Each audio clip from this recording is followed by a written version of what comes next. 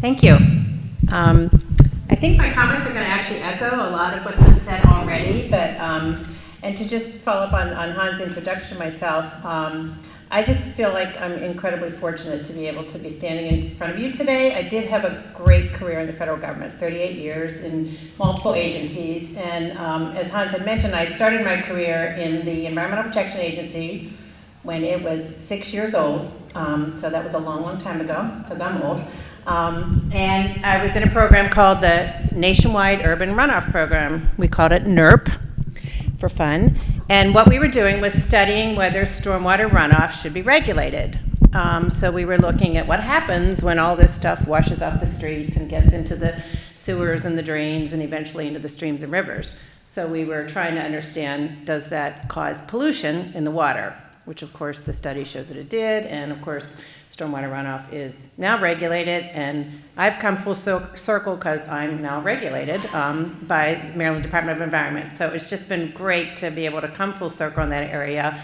But in the meantime, I was able to continue to stay engaged in energy and environmental issues. And I have to say it was fun working for the federal government, but it got to the point where maybe it wasn't as fun as it was in the beginning, and so I decided to try a new opportunity in local government, and it's been amazing to be able to work for Montgomery County. So I really feel fortunate to be able to be in front of you today. But I want to thank One Montgomery Green, Poolsville Green, and Integrative Strategies for coming together with this Climate Action Summit and to host this event and to continue to draw awareness to climate change. Thank you to Councilmember Hucker. We're sorry that he can't be here this morning. I understand he's under the weather, but please extend our thanks to him. He is the council's legislative lead on the environment for sponsoring and promoting this event. But as Mr. Reamer said, I think all of our council members are very supportive of everything that we're doing. So thank you, Mr. Reamer, for standing in this morning and for your great remarks. So whether it's the wildfires in California, the massive hurricanes that we saw last summer, or this summer's record rainfall, dramatic crop losses right here in Montgomery County, climate change is upon us. It doesn't always make sense, and it doesn't always feel like maybe it's the hottest or the coldest days, but it feels different. It's clear that there's a new normal that is very different, that can't be denied. Speaking of the hottest days, of the 18 hottest years on record, 17 have occurred since 2000, with the last 4 being the hottest. Not a great record. So while Montgomery County may be a leader in fighting climate change, it's incumbent upon us to bring focus and keep the focus on this issue. That's all of us, as the 2 previous speakers have said. Residents, civic groups, the business community, and government. We have to work together. And reiterating, given the lack of federal government leadership, we simply need to maintain our efforts here in Montgomery County and be the change that we want to see. This past December, as mentioned, our county council unanimously passed the Climate Energy Mobilization Resolution, accelerating the county's greenhouse gas reduction goals to 80% by 2027 and 0 by 2035.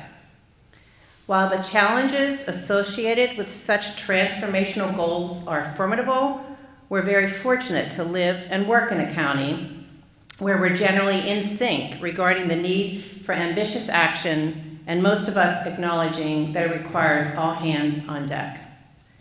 Indeed, we are all in this together. But it doesn't always feel like that. It sometimes feels like it's a niche issue or something that a small group is tackling. Through efforts already ongoing, as well as embracing further action, we can approach these ambitious goals and targets not as if they were a burden or a drain on resources or be paralyzed by its overwhelming nature. In fact, I say it's prudent to not think about climate change as an exclusively environmental issue. It's an everyday issue. Rather, let's view this challenge as a great opportunity to enhance our well-being, strengthen community resilience and cohesion, modernize our economy, and improve our quality of life. And changes in the way we think about products we buy, lifestyles we choose, can deeply influence others, such as the business community. Let me take a step back and highlight some of the things that the key county accomplishments, which some have already been mentioned, policies and programs that are already in place, and then I'll take a moment to outline some recent developments that can lay the groundwork for future steps. As Hans had mentioned, in 2016, the county government achieved carbon neutrality through its purchase of clean energy, installation of solar and clean energy sources, and improvements in the efficiency of county buildings and our fleet. That's a great accomplishment. Thank you, DGS, and everybody who was involved in that. In addition to leading by example, we also encourage the private sector to increase its efforts to reduce emissions. As mentioned, the county chartered the first county-level green bank. That's quite an accomplishment, and it is already off to a tremendous start. We've provided weatherization assistance to low-income residents. We are investing in public transportation projects such as the Purple Line, as mentioned. We've developed a strategic plan to advance compost use and food scraps diversion. The Department of General Services is finalizing a clean energy and resiliency plan, which will enable the county to continue its efforts to incorporate renewable energy into county facilities. And Maryland National Capital Park and Planning Commission is updating its general plan, which will include, among other things, a focus on climate change and sustainability. So not only do these things, they are accomplishments, but they've also helped lay the groundwork for continued accomplishments. In response to the resolution passed by the Council in December, the executive branch departments, including the Department of Environmental Protection, General Services, and DOT, as well as the Park and Planning Commission and Montgomery County Public Schools, convened a work group. And this work group prepared this report, which was mentioned, and I'm glad that it's at the tables. It's really, hopefully, a good roadmap for discussion. But we identified over 100 prospective greenhouse gas reduction measures. These measures are not recommendations, per se, because we didn't evaluate them to determine the bang for the buck. Nor have they been discussed with the county council or community at large, but we do look forward to that happening. The report noted that achieving the goals proposed by the council will require challenging policy decisions, significant resources, and hard choices, as Hans mentioned. But we're fortunate to have decision makers who are willing to make those hard choices. Given the magnitude of the goals, it will be necessary to establish a mechanism for broad community engagement to guide those next steps. So we look forward to working with the council and community stakeholders such as all of you represented today to create a shared vision and a plan for coordinated action. We can start this discussion with the 100+ measures that have been identified by the work group, as well as utilizing the STAR Community Sustainability Framework. And if you're not familiar with that, hopefully you will be familiar with that by the end of this morning. So let me take a moment to discuss STAR. In short, it can serve as a benchmarking tool that will allow us to integrate greenhouse gas reduction efforts and a broad set of quality of life measures across county government and the community at large and put us all on the same page. It's a great way to bring that cohesion. But even a robust plan in which we're all on the same page only comes to life and creates results with your active involvement and embracement.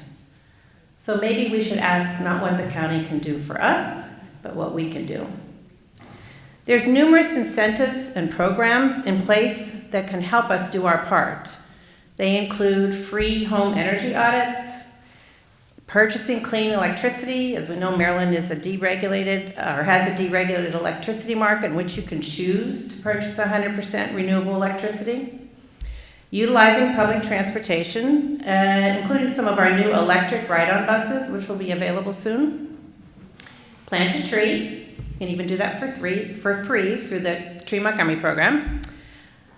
Take more staycations. Choose low-carbon food options.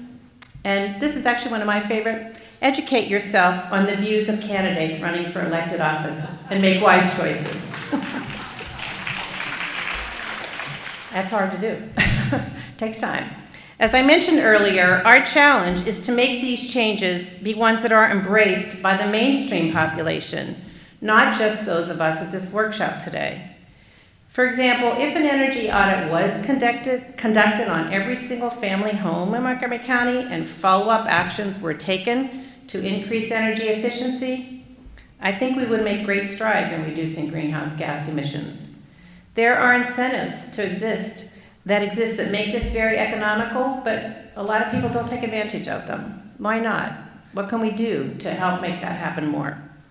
So how do we get people to act? All people, my neighbors, your neighbors. How do we make it cool to do these things and make it something that you want to talk about at your swim meets, your black parties, your bunco groups, whatever? The solutions can't merely be financial incentives from the government. We don't have enough money to do that, and that's not sustainable. The key is working in tandem so that we all have a sense of accountability, and we're working in concert, leveraging and complementing our respective efforts. So we look forward to working with you to create this future and Montgomery County, and continue to have Montgomery County as a leader in fighting climate change. Today's discussions can go a long way towards identifying opportunities to cause change, and I look forward to participating in them. Thank you.